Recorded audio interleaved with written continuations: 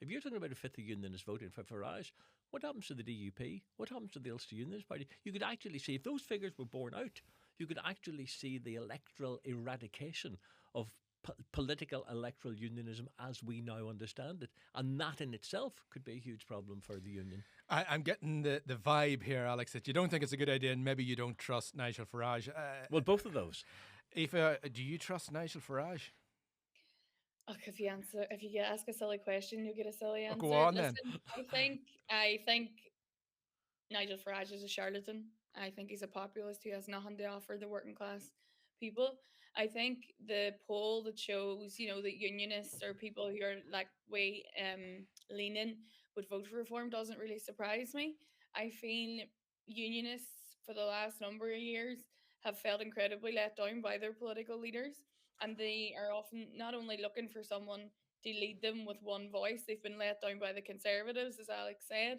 They don't trust Labour anyway, and they consistently say they feel that their culture, whatever they assume their culture to be, is under attack. And I think when you're insecure about your place in the world, it is much easier to pick on people lower than you and believe people who are quite clearly not acting with your best interests, but say they are. Reform's own tax policies would disproportionately help higher earners. I don't believe that this is what the future of these unionists would want, because we're not talking about a lot of rich people here. Reform has never shown any interest in the North, in the legacy of the North, of the poverty in the North, of domestic violence in the North. They actually have their own issues of domestic violence with some of their candidates. So I think it speaks more to a lack of confidence in unionist leaders presently. And I think the populist idea that we can punch down to immigrants and migrants and asylum seekers, and that punching down on these people is going to make your life better, is a tempting one for people who feel let down, but it is not going to make their lives better. And I think Nigel Farage has charmed many people in his life into thinking he has the answers, and it's quite clear that he doesn't. But he is a charmer. Well, I've interviewed him 3 times, and on a one-to-one basis, he's one of the easiest interviewees you could ever have, because he is wonderfully indiscreet. He doesn't care. He doesn't. He's as Aoife says, he has this populist thing. He knows he's popular. He knows that the people who like him will vote for him. He doesn't have to worry about winning him over. They are there. Just a couple of things came into my mind there. It's worth bearing in mind that in 1989, when the Conservative Party agreed after years that it would formally reorganise in Northern Ireland, and it set up model constituency associations, and indeed it said we will contest elections. Opinion polls then suggested that 50% of unionists who were at that time voting for the Unionist Party would vote for a national Conservative. If it came here again, they would vote.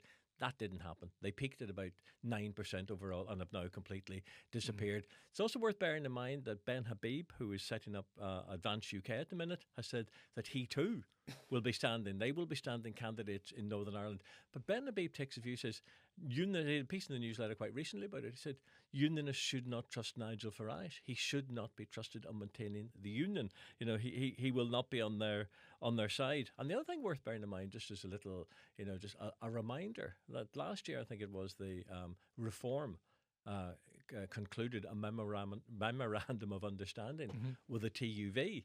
It ended up in the absurd position where Nigel Farage, who had come back into the party and displaced Ben Habib as the deputy leader, was backing some unionists, but not backing other unions. And indeed, the memorandum of understanding with the TUV, it ended up, of course, Nigel Farage backing Ian Paisley Jr. against Jim Allister, the very person that his party was supposed to have the deal with. So this notion, if any unionists have this notion that somehow bring in this great big populist player who's going to win elections, that it's going to matter, unless you have some certainty that particular person has your interests at heart. All I would say is, based on 50 years in this game, tread with caution.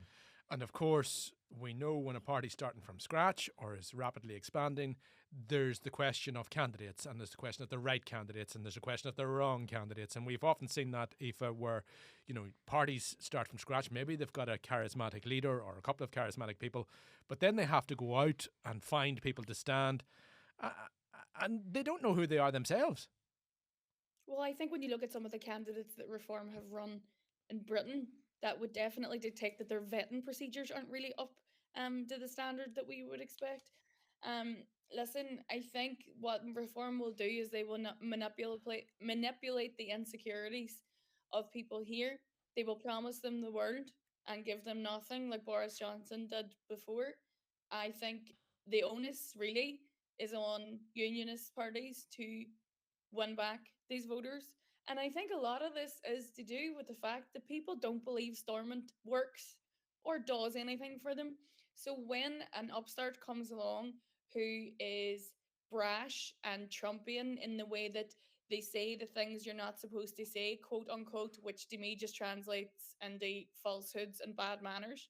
But that kind of upset does attract people who feel left behind, and the onus is on whether it's the DUP, the UUP, the TUV. But realistically, since the Good Friday Agreement and when all the faith went under Stormont, a lot of people's lives haven't changed. So I'm not overly surprised that, things like the DUP vote keeps going down while the TUV and other fringe parties get more popular. I don't think reform is going to be this long term upset in Northern Ireland politics, but it is a kick in the arse for the main unionist parties.